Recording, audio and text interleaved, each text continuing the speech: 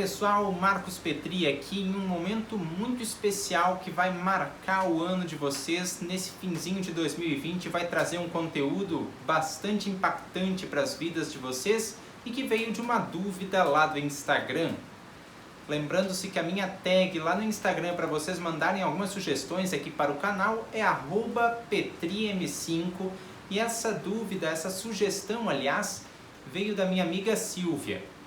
Ela me comentou para que eu dissesse para vocês alguns parâmetros que me fizessem desenvolver esses raciocínios que eu sempre tenho no canal e, por fim, como desenvolver a oratória. Essa é uma questão interessante e tem alguns pontos bastante impactantes e, ao mesmo tempo, bem simples. São observações que muitas vezes a gente não faz com o devido carinho e acaba fazendo com que a nossa tangência ao discurso seja pior. Então o que acontece é que quando nós vamos expor argumentos, principalmente na frente de um terceiro, nós nos embasbaquemos, nós pifemos, como disse o ditado popular. Então aqui vão as minhas observações. Vocês vão desde já, acabou esse vídeo, começar a treinar essas observações e vocês vão ver que quase nenhuma delas tange a fala em si. Tá? A primeira coisa que eu gostaria de dizer para vocês é a questão do pensamento, um tipo de pensamento que faz com que as nossas ideias fluam mais rápido. Eu chamo ele de palácios mentais. Na verdade, a ciência, pessoal, chama de estratégia dos palácios mentais. Tenta pensar na tua mente como uma casa cheia de cômodos. E para cada cômodo, tu vais dar um tema. Por exemplo, minha cabeça, tá?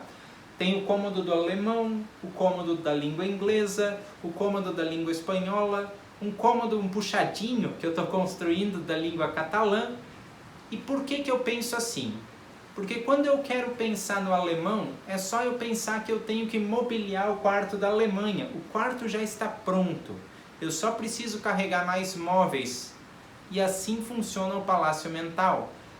Pensa na tua mente com as categorias que tu queres alcançar e os conhecimentos como a pergunta: que tipo de interior eu quero dar para esse quarto?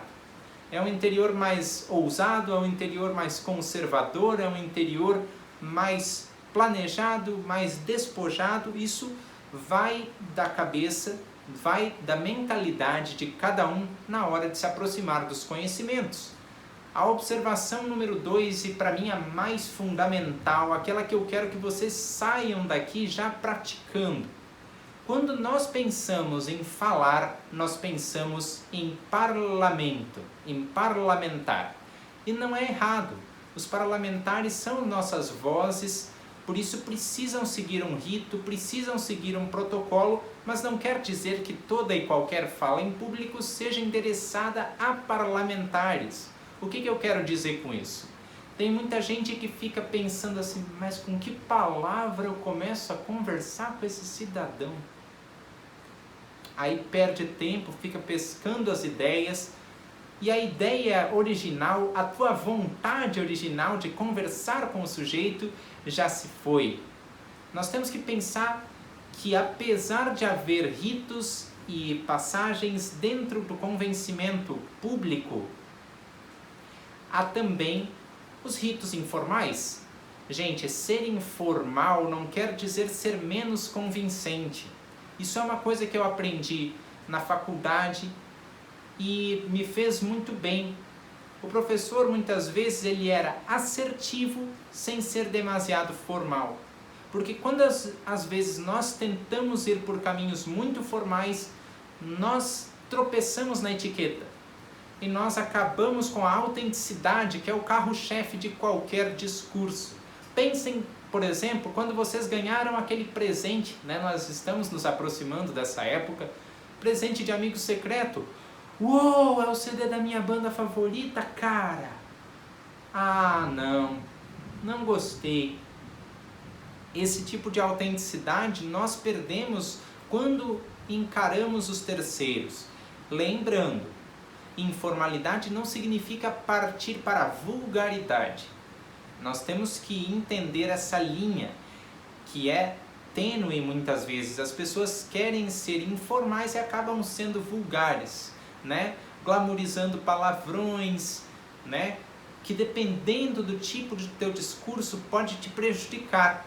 Outra coisa que eu gosto muito de fazer e parece ser coisa de doido, tem dado certo, por isso vou dividir com vocês.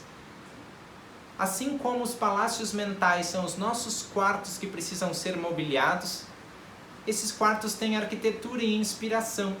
Então eu tento inspirar e pensar o seguinte: será o que Winston Churchill diria? O que Elon Musk diria? O que o Bill Gates diria? O que o Arnold Schwarzenegger diria? São personalidades de vários antros dentro da sociedade, mas que eu tento importar para o meu cérebro, porque de vez em quando eu posso tá conversando com um cara que gosta do meio digital, aí eu já jogo Elon Musk na conversa. E mesmo que eu não saiba, o carro-chefe Elon Musk vai me abrir as portas. Então, tente saber assim, quem é a referência em cada assunto. Se tu vais conversar com um terceiro, para convencê-lo, tente saber qual é o assunto que ele traz na bagagem. Tente, como diz o pessoal do Flow Podcast, né, eles fazem muito essa tática, tente costurar, né, tricotar antes de conversar e antes de tentar convencer. Se vocês vão fazer uma defesa de banca, vocês busquem argumentos embebidos em alguns pontos do dia a dia. Isso é fundamental. E essas referências que eu passei a vocês, não necessariamente nessa ordem, vão ajudar a quebrar o gelo. Porque o teu interlocutor, ele não é o teu juiz. Ele faz um juízo sim da tua informação, da validade dela, do teu humor, da tua autenticidade. Agora ele não vai julgar a totalidade de um ser humano de acordo com uma mancada que tu deste. Pelo contrário, muitas pessoas, quando são sábias, sabem que uma mancada faz crescer. É como aquele discurso do Batman: Bruce, por que caímos? Para que aprendamos a levantar. E se nós conseguimos levantar no meio de um discurso, nós conseguimos sair por cima, virar a mesa. Pessoal, espero que vocês tenham absorvido essas dicas. Se tiverem mais dicas das quais eu não falei aqui, deixem nos comentários. E uma última dica, eu lembrei agora. Eu não poderia terminar esse vídeo, principalmente me dirigindo a Silvia, que pediu esse conteúdo, sem dar-lhes essa dica. Quando vocês estão na frente de muitas pessoas, não sabem para onde olhar, olhem para o nada. Finjam que cada cabecinha não tem feições, são apenas cabeças de repolho. É engraçado falar assim, mas isso te dá sobrevida para pensar os teus argumentos sem o julgo, sem que isso interfira no teu humor e no teu auto-julgamento, certo?